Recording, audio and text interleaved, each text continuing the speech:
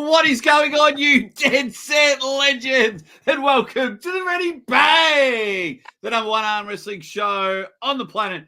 I'm your host, the Aussie Arm Wrestler, and joining me is a man that's already whooped his opponent coming in to East versus West this weekend. Throughout the years, he's been my uncle. He's been my dad. He's been Australia's number one. You just ask him. He's been everything. Ladies and gentlemen, it is the man, Toddzilla, Todd Hutchings, who's pretending to work. Todd, my man, welcome back to the show. Thank you. Thank you very much. Mate, we rocking and rolling. We were having a quick chat beforehand, but give everyone a bit of an update. Why aren't you in Georgia at the moment? I don't fly till tomorrow. I don't usually get there. I usually get to Istanbul on Thursday for a Saturday event. This time we'll get there kind of late Friday just because of the way the layovers and stuff were. So we'll be there late Wednesday for a Saturday event, which is usually earlier than I get there. So what? I mean, I'm still working out today and tomorrow, so I'm still training. So I don't want to be over there in a hotel. Shit, right. Too many questions. My mind's gone. So why do you only getting there why do you only like getting there on the Thursday for a Saturday event? I usually only take about 3 days off. But it takes about a day to get anywhere now. So I'm in the 4 days. So if I leave on a Wednesday, that's 4 days off, which is more than I usually take, So now I got to leave Tuesday. So Tuesday night isn't really a training. So it's still about 4 days off before the competition. So, wow. So you're going for the 95 kilo championship of the world at East versus West. And it is Tuesday morning here in Australia, Monday morning your time, and you're still training. Yes. I think everybody, to be honest, your program should be making you stronger every week. If taking a week off made you stronger, then you should take a week off throughout the year to get stronger. Why does taking a week off only make you stronger before a competition? I never understood that. Wow. Well, if taking a week off made you stronger, consider me the strongest bloke in the world with the amount of weeks I've taken off. Only John gets stronger on the couch. Everybody else loses something. That's interesting. That is real good. We'll say hi to everyone in a moment because as you can see, Todd is at work, so we just want to get a few questions in there. There we've got Skinny Jeans, we've got Irakli, handsome man and everything, but it is happening in his home country. Does that bother you at all? I mean, usually it's been a bit neutral with Istanbul with your matches, but no, I'm pretty popular in Georgia. Those Georgia boys like me, so this will work out just fine. We're not talking about Atlanta, Georgia. Yeah, Uncle Todd's international now. Everybody likes him. So. We're having a laugh beforehand. They're even coming for you on your own channel, the Irakli fan. He's got a lot of followers on my YouTube channel. He is way overrepresented in the comments. I mean, more so than any other person to date. A good 20% or more people are predicting him on my channel. What is going on? Right, Dino's jumped in. What's going on, Dino? Says Todd will break him. Greetings from Croatia. A man who's doing very good in the arm wrestling world, John the Savage Terrian. Hey, John. At the moment, he's in there. He says, best of luck, Todd. Fish Lip says, I hope Todd wins, but the Georgians are coming in hard. Yeah, well, we'll see. I mean, when you get a reaction, I think my favorite reaction was when I made that video of why Todd, if you haven't watched it, I did 3 reasons why Todd Hutchings defeats Irakli. And the reply I get from Todd was only 3? ? Oh, man. All right, we'll quickly say hi to some people. Eddie Beckett taking about, hey, Jake, Todd, and chat. What else have we got? Just quickly? Roy Baker is hanging about. Says, yo, Ozzy and Toddzilla. Stig TB. Mate, everyone's hanging about today. Hey, buddy, it's been a while. Hope you're doing well.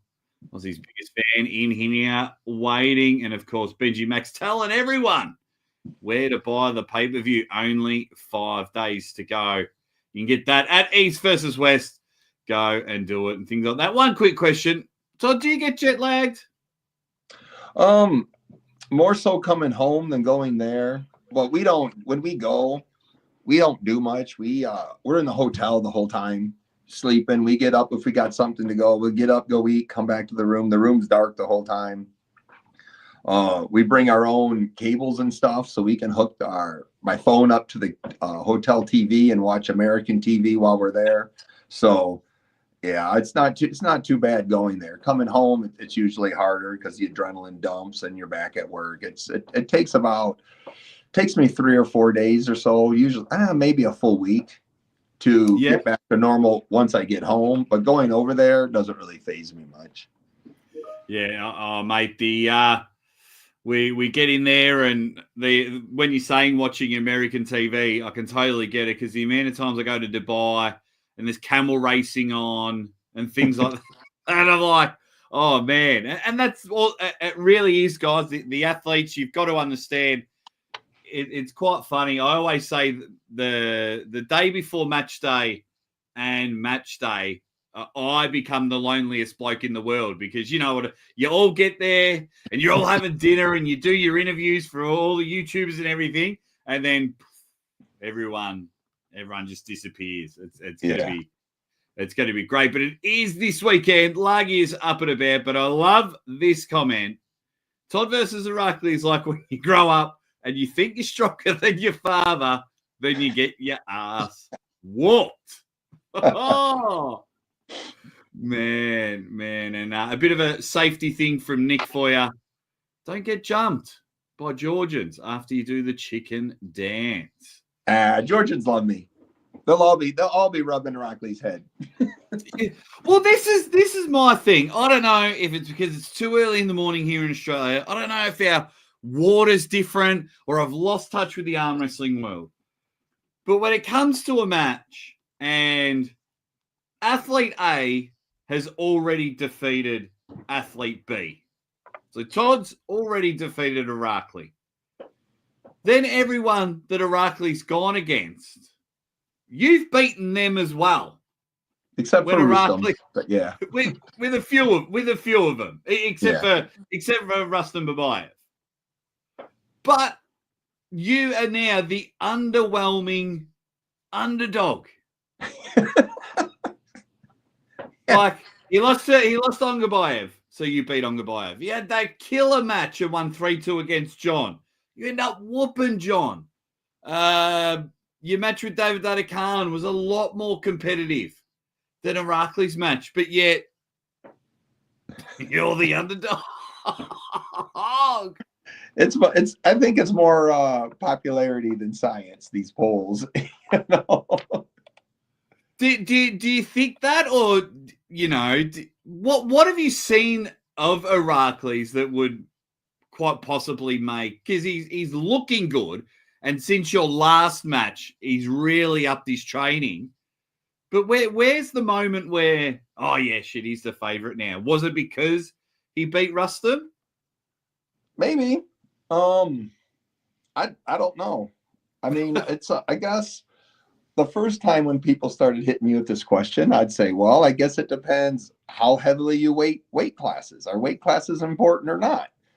You know, because I've been pretty adamant that adjacent weight classes aren't that big a difference in strength, you know. But if a guy goes down in a weight class and starts killing everybody, was it because he went down in a weight class, or did he just start killing everybody?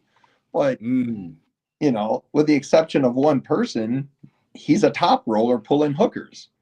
Top rollers almost always beat hookers. You know, if it's a match between a high posting top roller and a side pressure driven hooker, I'm going to put my money on the top roll guy. You know? Yeah. So that how much will because you always sit around the 95 kilos, like just now, you know, a couple of kilos here or there. One, what are you weighing in now? And two, do you have an idea of what Irakli will be weighing when you guys get to the table? Oh, he'll make 95. I don't know if he cuts to make that or not. I'm waking up about a kilo over. So, you know, the night before I'll skip dinner and drink a whole bunch of water and I'll wake up right at 95. I've been within half a kilo to 1 kilo of 95 for a week now. So my weight's, you know, first thing in the morning, my weight's real close. And I was 96, 97 kilos when I pulled Yoshi. So this isn't a big jump for me. No. And is it nice just pulling someone kind of your own weight? Because you always seem to have to pull up a division and things like that. The weight, it's the height bothers me more than the weight. I don't so much worry about how much somebody weighs, but once they get, you know, 6 inches taller than me or something, that becomes more difficult. Okay. Well, someone's just sharing a funny story, just quickly off subject. He goes, funny story. Had a chance to meet Toddzilla at Monster Michael Todd's house. As I was walking up to him, I got nervous and just kept on walking. What the hell? Travis, is this true? Because out of the majority of arm wrestlers, the one that you could just walk up to and say g'day and hang out with for the next hour is probably Toddzilla. I would think so. Oh man, it's gonna be great. Have you seen anything different in Irakli's game or Irakli's training that has made you change your style or question what you're doing or go, right, I'm going to more focus on this? Or do you just think Irakli's the same guy from when you pulled him last time, only a bit stronger? He appears to do the exact same style, something very similar, and it's kind of just a normal classic top roll, except the only two exceptions to that, to his game plan, is when he pulled John, he did use a press, and when he pulled that tall, skinny Tatayev, George, I can't remember his name. Yep, Tatayev, yep. He held on there. Usually Irakli, you know, goes to the straps fairly easily, but he was holding on to George Tatayev, you know, a real tall, skinny. Other than that, his matches all kind of look the same. I mean, Rustam snared him into a hook twice and side pressured him once, but other than that, when that happened, he just top rolled harder, you know. So yeah. So then, with that, do you feel that your advantages is outside? I believe it's outside of the straps because you're willing to go with anyone outside of the straps, which I love. But do you feel your advantages is outside the straps or inside the straps with him? I would probably go in the strap because I think his speed's better than mine, and the straps slow that down. I don't think his arm's going to beat me. I don't think his endurance is going to beat me. So screw it. I'm just going to go right at his hand, you know. And if I'm wrong, I'll pay for it. But if I'm right, he'll have to deal with it. But yeah, I'm going to get the straps and go right at his hand. So. Okay, is that from the John Brezink match? Why you're going to do that, or just something that you've seen with his last few matches? I like the straps because I tend to be slower than the other person. And if you're not in the straps, they can move a little before everything gets tight. But when you're in the straps, if the straps is tight, as soon as they move, that triggers you to move. So it evens the ready go up for the slow person a lot. You know. Yeah, love it. Everyone, let me know in the chat what you think. In the straps, out of straps. I love getting on here and saying, Todd, I think it's better outside the straps. And he just puts me to shame and says, no, you're wrong. But thank you for Dino. He's just dropping some super chats. He says, Godzilla beat Japan Now he's going to Georgia. Just quickly on that before we get back to the Irakli matches and other matches, was it like a mega surprise of the endurance, strength, and power of Yoshi from being away from arm wrestling for so long? Yeah, it's frustrating, but the King's move, people doing the King's move don't usually get exhausted. You know what I mean? I mean, a person can usually hang out in the King's move for a long time. When a King's mover starts getting tired, it's when they come out of it and try to press. Now they're really into a tough match, and then they go back to the King's move. So hanging out in the King's move for a really long time, that doesn't, that's not real draining on them unless you're like really keeping the pressure up on them or like smashing into them or something. But it was before that Yoshi match, I was quite comfortable with a King's move. If someone was going to King's move me, I wasn't worried about it. But that definitely highlighted a weakness in my prep. So I don't think Irakli's going to King's move me. And if he does, I don't think he's been King's moving long enough to be real good at it. So I'm not worried about his King's move. But after this match, I'll probably dedicate a day, well, 1 or 2 workouts a week just to build up some sort of answer to a King's move. So if it happens, I have it there in my pocket, but I'm not going to concentrate on it real hard because I don't really see another King's move opponent in my future, unless they schedule a rematch with Yoshi. The 95 kilogram class doesn't really have anybody who King's moves. No. And now that Devin went back up, the 105 class doesn't have anybody who King's moves. So there's really not a lot of King's movers in my 2 classes. Well, that's bloody handy as well. But is there a passion or a drive? I know you're not looking ahead, but has the idea flirted? Shit, 95 kilo champ this weekend. Could I be both 95 and 105 kilo champion? Has that thought come on your whiteboard on the drawing board, or is it just like, I bet I've got to beat Irakli again first? The thought that we all have, even though not that we all won't admit it, is all our paths are leading to Levon, no matter how big we are. So, it depends. It depends where you're at in your class, whether you'll voice that. But everybody secretly wants to beat Levon. Everybody wants to be the man. Well, speaking of being the man, just quickly on that, is there anyone in your mind this year that could beat Levon? I say no, not this year.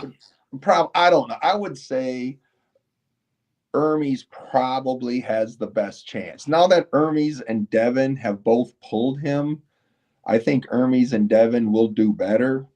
But I got to think with everybody that I've seen, even if you brought people back from 6-7 years ago, right, and brought them today in their current shape, I would think Levon is a 8-1, 9-1 favorite. I mean, yeah. I mean, he currently redefined that weight class, and I think he'll have it redefined for a while. Yeah. I used to always be like, we're going to get our Buster Douglas moment and things like that. And now I'm just like, it's Levon. Yeah. Like, well, let's say somebody came back. Somebody's already pulled him and lost. So let's say, Devin or Hermes or somebody else came back and beat him. Yes, that would be earth-shattering. But then when they rematch, they have to beat him again because, even John at the height of his thing would lose every once in a while. And then he'd come back and beat that person decisively. So, you can slip one past the goalie, but that don't make you the champion. You have to kind of like do that a couple of times, not like 4 times in a super match, but like 2 or 3 super matches you have to win. Oh, absolutely. Yeah, I'm always a big fan of that. Like, a champion really defines themselves when they defend their title. And the East versus West is laid out, you could have somebody beat Levon, okay, be the champion, and then lose that championship on the very next defense. And then then the next guy loses. So by the time Levon comes back up again, he beats who's ever currently holding it, and then beats everybody for the next 4 years. It's like, so then everybody goes, well, maybe he just wanted a vacation or something. Maybe he's been the king so long he let his guard down, but now he's back. So because when you're killing people like that, I don't know how you stay motivated. You probably think, I'm only going to train, once a week now or something. Yeah. I do believe it, and I've had chats with Levon about it, and he'll probably tell you otherwise, but everything that happens outside of Levon's life from arm wrestling, I think is the motivation for him to stay number one, because he gets so much job opportunity, so much wealth, movies, TV shows, game shows, voiceovers, like his lifestyle. He's like bloody David Beckham over, or Patrick Mahomes or something over there in Georgia, 1,000 people, like 600 people, 1,000 people wait for him at the airport. Oh, that's pretty cool. And then he's got all the news reporters like Levon, you defeated Jerry Catter at your number, you're still number one and never being pinned. So I think with all that, where you and I will go from the airport to work. Yeah, exactly. That and the boss will go, why are you 5 minutes late? Yeah, cool. You won the world championship at arm wrestling on the weekend, Todd, but 9 a.m., still 9 a.m. in the United States, dickhead. Yeah. It's probably easier for Levon to stay the champion for himself than it is for Engen to find somebody who can possibly beat him. Yeah. So given the two tasks, I'd rather be Levon trying to defend rather than Engen trying to find a new champion. It would be hard. It would be hard. But like going back, that literally happened to me. I was coming home from King of the Table once, and I was on the same flight as our women's national soccer team. Oh. And it was just quite funny. It was after King of the Table, and anyway, we fly in all the TV reporters, and everyone was there, and it was just funny because it was like, I've just been at one of the best arm wrestling events in the world, and no one's got a clue of what's going on, and everyone, and I just found that funny. Right, couple of comments from these legends in the chat. They're all wanting to talk to Uncle Todd. Mr. Toddzilla, well, very formal, very, very formal from you, Cole. Do you attribute any of your tendon strength stability to archery? No. Archery's all real lightweight, and it's all on axis stuff. No, it took years. I went through the same 2 and 3 years of elbow pain everybody does when they start out. So. Love it. Jim Beach, what's going on, Jim? Hope you're doing well, my man. Just gotta love Toddzilla, everyone's favorite uncle. Yeah, absolutely. So I found this one interesting from Lagi. I'll get your thoughts, Todd. I like when Lagi is in the chat. He says, Levon is just the man of the super heavyweight class. He isn't any more special than, let's say, Samushia. Yeah, well, the only difference is Levon is hands down the best in the world. Or Samusha is a highly talented guy. He's one of my favorite guys, and he's just devastating at his weight class, But Samusha's opponents are all going to fall within, if there's a whole distribution of opponents you could probably have, Samusha's opponents are one slice of it. Somebody who can make that weight, which is going to limit their height, is going to limit their power. Levon's competing against all 100 billion people that are on the planet. There's a difference between being the baddest dude out of this slice of humanity and just the baddest person walking on the planet. Yeah. Love it. Love it. Would you? Is 10 kilos too much for you to have a crack at Samushia?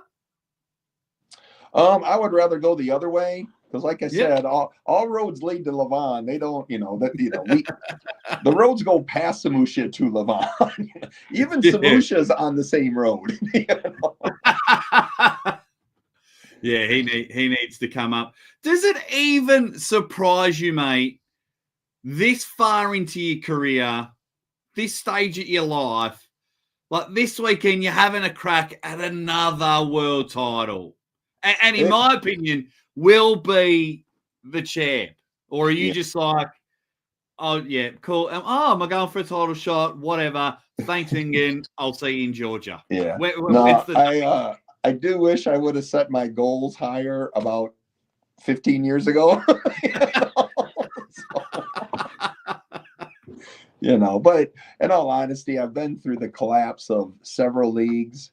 The sport's been on a roller coaster back and forth, so it probably worked out the best way it could have. But yeah, I mean, when I started, I wanted to be state champion, not even national champion. I never considered for a second that I'd ever be world champion or even a contender at the world level. So I do wish I would have set some goals higher back then, but I didn't really have anybody to bounce that off of at the time, because I was 10 or 15 years into it before I'd actually I was able to talk to John. I'd met him 5 years in, but I didn't get to spend any quality time with him. And he's like the first, like of that caliber of arm wrestler that I ever met. Well, I met Ron a little bit earlier than that, but Ron, when I'd met Ron Baff, he wasn't actually, there wasn't really a world elite arm wrestling opportunities for most of us. There was for John because he was flying himself, but for those of us who had to pay our own freight, Ron was probably the best arm wrestler, well, besides John, in America at the time, or one of them. Not to step on anybody's toes, but even then, your expectations are tempered if the opportunities aren't there. Now the opportunities are everywhere, so the sport explodes and all of our goals get bigger. And this weekend, make sure you buy the pay-per-view because he's going to go out there and absolutely smash it. It's is there one league? Because yes, like you said, you were just mentioning yourself, Ron, John. You've seen these leagues come and go. They've promised you the world and delivered not so much. Has there been one league where you're just like, I wish that one had stayed. I really liked that one. I wish that one was hanging around. I can honestly say, and if you ask other people, the best league I've ever been in is East vs. West. The WAL was a really good league for me, but it wasn't as prestigious as Mazarenko's, Zloty competition or his Vendetta series. The UAL could have been a WAL level for North America. It just wasn't around long enough. It takes most leagues collapse in about 3 or 4 years. And that's what I was going through. Mazarenko probably had the longest world level league running that I'm aware of up until East vs. West. I think East vs. West has eclipsed every league I'm familiar with. Now, I don't know what was going on in the 90s or the 80s because that was before my time. But yeah, Engen's just a joy to work with. I mean, as far as being an arm wrestler, man, there is so little stress pulling an East vs. West. About the events, getting there, getting compensated, being treated. It's just I can just concentrate on arm wrestling. I don't really worry about anything else. So when Engen texts me, and I don't know when the man sleeps, because I'm up early in America and I can check the time here, and and he knows I'm up early. I'm up at 3:30 in the morning here, and he'll text me and he goes, "You want to pull this event?" I go, "Yes." He goes, "Okay, I'll let you know the opponent later." And that's how we go. Yeah, and that's also an attribute to how you are easy to deal with as well. You're just like, where and when Thanks, buddy. Yeah. See you later. So he probably loves dealing with you because you give him the less stress as well. So you both, yeah, I just need a day off, so I'll book my Toddzilla match. I hope so. I hope that's the case because, yeah, I wanna make things as easy for the people running this league as I possibly can. Well, absolutely, yeah, because it's starting to hopefully gain some more legs and build up and go from there. Yeah, because like I'm a huge WAL fan. I absolutely love WAL fan, but the one thing, like for it to be worldwide, was that and I could be wrong, but my understanding was they weren't thoroughly interested in Europeans or anyone that couldn't speak English. That I was gonna say because I think Crossy was our token. Yeah. Token Kostadinov was his name because he was the only one from a Soviet bloc country who competed. Well, Giannis. I don't know where Giannis is from. Latvia, I think. Yeah. So we had two tokens.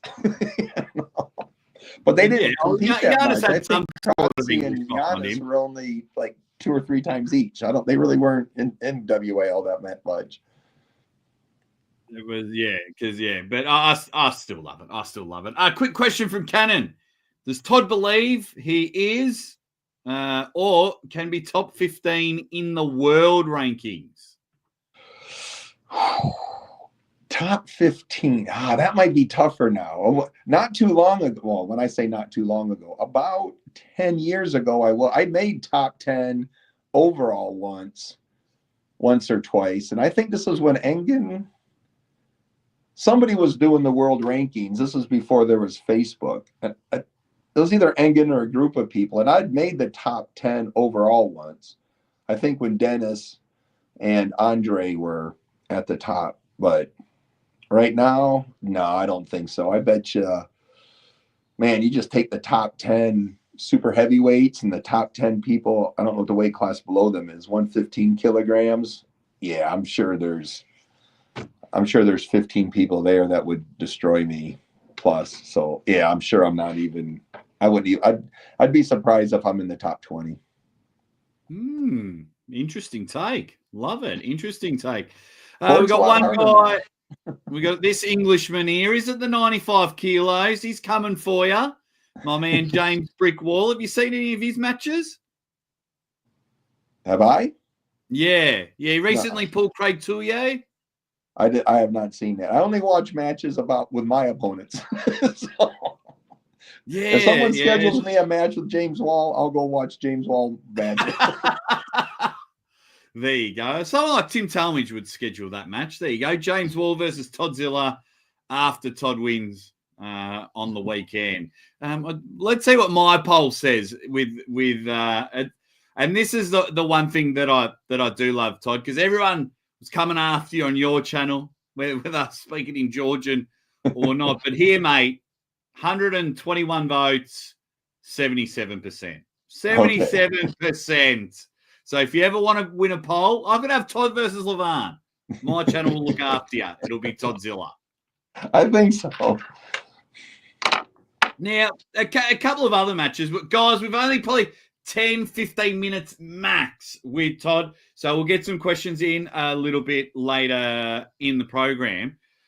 Just quickly, the three other main matches on the card. Left arm super heavyweight world title. Who have you got between Vitali and Morozov? Morozov. Yeah, I think so too, but maybe not the same reason everyone else has. But yeah, what makes you say Morozov? Because like everyone's on the Vitali train. Yeah, it's not scientific at all. I really like Morozov, and he just looks like a pure rage-based power puller. And Vitali, I think, has underperformed his potential for a few years. So I think at some point a switch will go on and Vitali might very well be hands down number 1 in the world left-handed and be competing, being a top 2, top 3 right-handed. But until I see that, it's like towards the end of Kareem Abdul-Jabbar's career, American basketball player. He just wasn't performing the way you would expect, and except with Kareem, the problem was he had passed his prime. Vitaly hasn't quite hit his yet, Really? You still think there's more for Vitaly? I think Vitaly's got the tools to just be absolutely devastating, to where it's like he's the 8-1 favorite in every match. I think he's got the potential to just, I think he's got the potential to be, maybe not do what Levon did, but be a proto Levon. Yeah, he's a giant of a human, so that makes perfect sense. And which means he could carry 500 pounds and look fit. I always seem to get trapped in an elevator with Vitaly. He's like, anytime I get off the plane, and it's always I check in and I've got all my bags, I'm sweating, it's been 24-hour flight, and every time I press the button, he just seems to always be in the elevator. He crawled into an elevator with me and Susie and a few other people, and him and one of the Georgians had to get out because the elevator wouldn't move. and Susie goes, "Should we get out?" And I go, "You're 60 kilograms. You're not the problem." Yeah. Take that 6'7", 147 kilos. I think the guy who ducked walking in, he's the problem. Yeah. Well, geez, it'd be bloody close if Susie jumped on your shoulders. Like, it'd almost be an even match. It would almost. Vitaly would outweigh us, but we would be within a few inches of each other. Wow. And I said 60. Now, as I do the math, she's probably more like 52 kilos. She's not 60 would be 100. Yeah, she's more like 52 kilos, not 60. Well, that's what I was thinking. That's 142. But yeah, he's huge. I think I come up to like around here on him, That's why I've always, every time I've got photos with Vitaly, I've tried to get him from a low angle and asked him to lean over for me. So he's a superstar. Then we've got the Hermes and Monster Michael Todd match. I think Michael Todd can beat Hermes. I know. Yeah, I don't think he's the favorite, but I think Michael Todd. Something Devin taught us all, and I don't know if everybody's admitting it yet. And I didn't like that whole pumpkin training strategy of his, but what I did like about his was training 1 or 2 pet moves specifically for a person. And I think Michael Todd said, "Here's my plan A. Here's my plan A, only harder if it don't work." And that's what he's training, And I think at this state, at that level, at the level that Michael Todd and Hermes and Levon are at that weight class, I think you pick your bet, you put all your chips into it. You don't have 4 or 5 contingency plans. And I think that's where Michael Todd is. I think he says, "I'm going to do this, and I'm going to do it harder and stronger than anybody else has ever done it." And I think I think it's going to work for him. Yeah. I don't do that. I'm still training 5 or 6 different things in case I get caught off guard. But I think Michael's, he's laser focused on, this is the path I'm going. Yeah. I am like loving this comeback story because I'm a sports fan in general. So when someone's down in the dumps, torn bicep, everyone laughing at him because he's collecting trophies, on the independent circuit, pulling everyone in America, to now quite possibly being number 2, number 3 in the world after this weekend and next in line for your mate Levon. Yeah. I find that incredible. And he's then, of focused. course, he's definitely focused. Oh yeah, I can't wait for that match. That's going to be brilliant. Then the other one, Todd, we've got Devin and Gennady. Devin's got to be a 9-1 favorite in that. He just does. I mean, based on their last match and based on Michael Todd's match with Gennady, I mean, Devin can do everything Michael Todd can do as well or better. plus a few other things. Plus, Devin's psychological operation is bar none the best in the world. Yeah. So I just, when they I asked for a rider in my contract not to pull any event Devin was at, and they wouldn't let me have it. I go, well, can I at least not attend his press conferences? Yeah. Do you just sometimes sit there and think, oh, come on, Devin, like everyone's bought the pay-per-view, just shut up? Well, I'm usually there going, I think they're done talking to me. Am I just a seat filler here? I mean, I could be replaced with one of those pieces of cardboard. I mean, they could they could go get a Taylor Swift cardboard and just put it in my chair, and they would get more views than me going like this. And I'll tell you, with the cardboard cutout, at least the cardboard cutouts would look interested to be there. Yeah. It's just one of those things. And that's no disrespect to what's going on at the press conference, but when they're 3 hours long and you've been spoken to early on in the program, you kind of just want to go back to your room, have your final feed before you jump into bed. So, but and Gennadi's got to go through all that. Not only does he have to go through the press conference is like directed at him. He has to get it translated, and then he's expected, okay, Gennadi, be funny in a language that's not yours. So that would be if I ever have to pull Devin again, I'm hiring writers from Hollywood just to write my scripts for me. I just get, I'm going to go get Chris Tucker or somebody and say, write me some jokes. Yeah, it'd be like the roast of Devin Larratt, wouldn't it? You just need. I go get some professionals. I'm gonna find out how good Chat GPT is, and I'm gonna say, give me Devin insults. And I'm just gonna walk out with a sheet.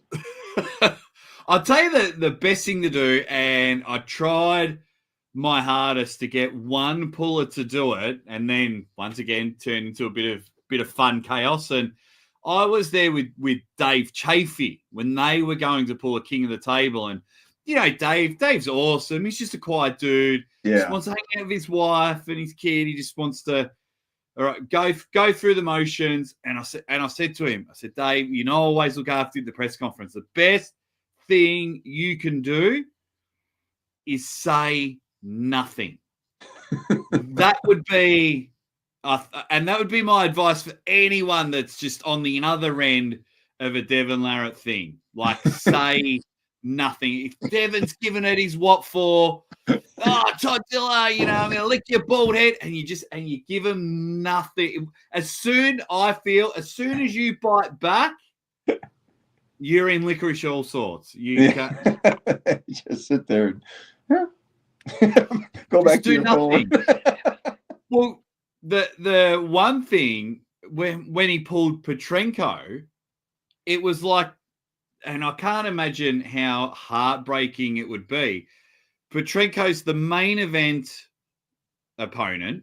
He's the 105 champ at the time, and at the press conference became irrelevant. Oh, because it was Krill and it was Morozov, and he was attacking Dennis, and Devin just owned that. So, guys, if you ever got a match against Devin, zip it. That's your only chance.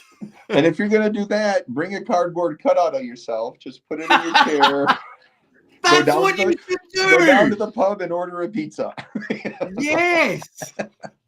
That would be brilliant. You'd be like, all right, Devin, all right, we're going to do this press conference thing. Let me just go back in a minute. And you just come out with the Toddzilla cutout and you just plonk it there and then off you go.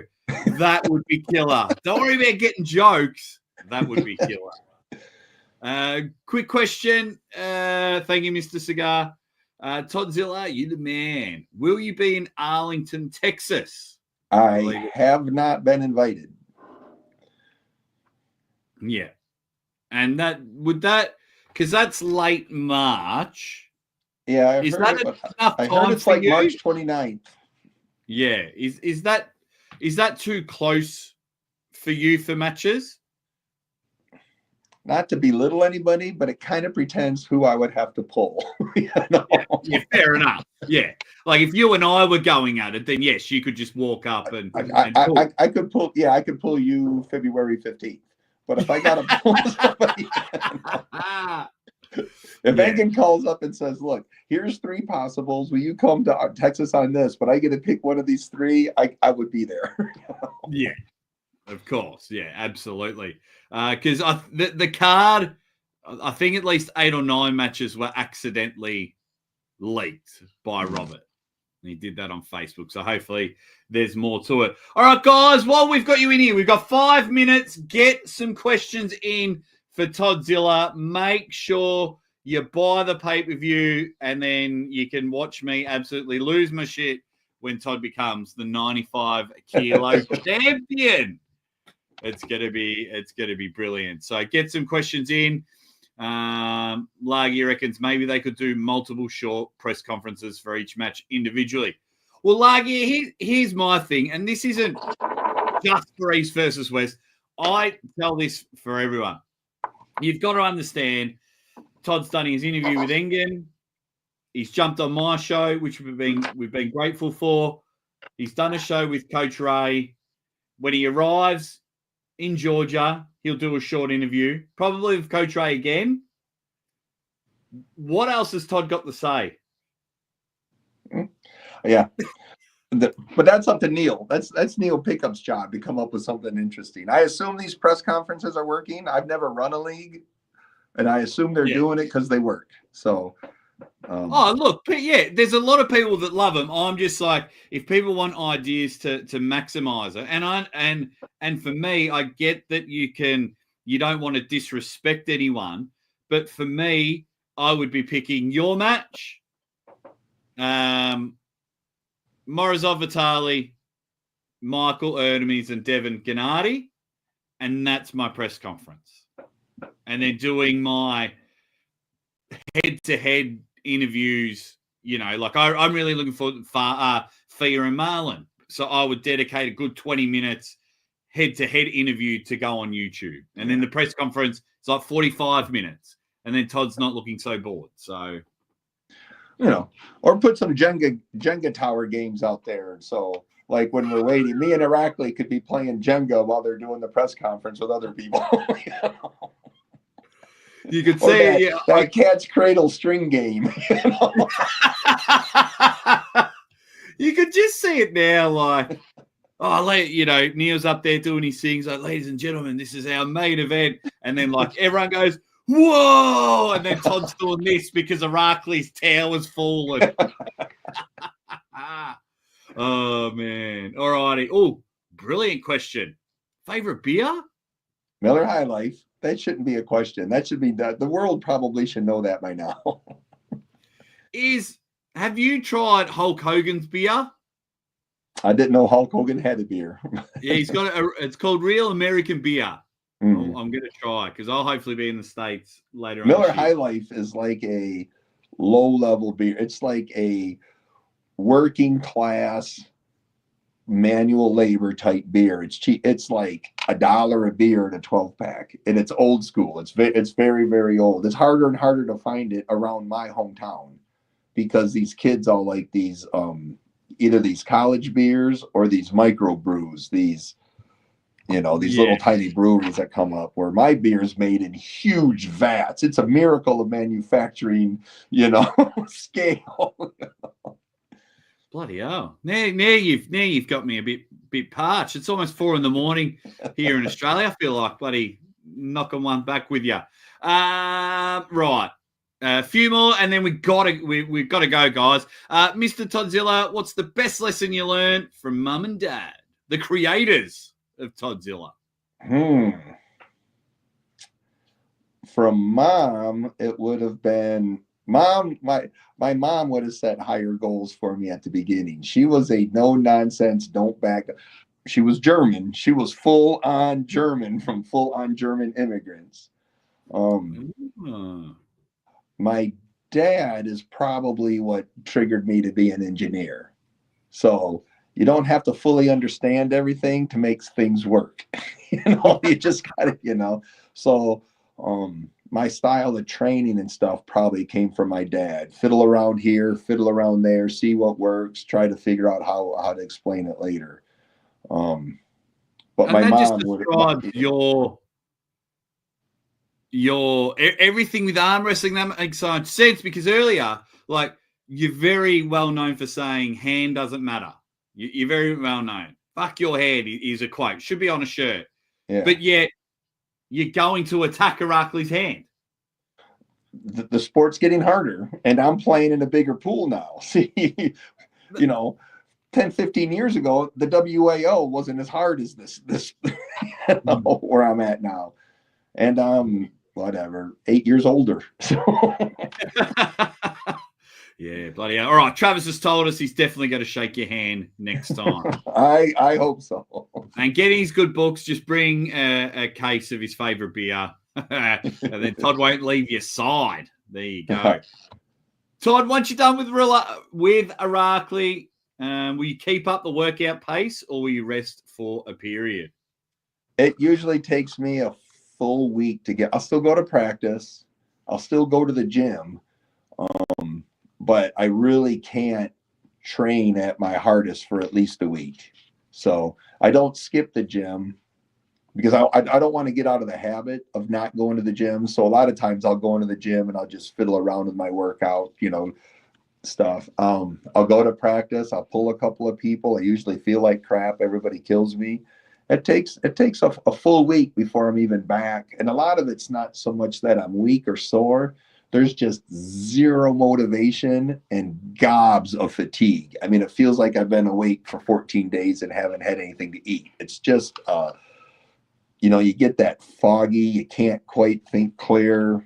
It's just, and it's a whole week of that. I mean, it's like clockwork. It's an entire week. And of course I'm eating crap and I'm drinking way too much and I'm not sleeping, I'm doing everything bad to get back into shape as fast as possible because I learned it's going to take a week no matter how hard I try, so might as well go easy.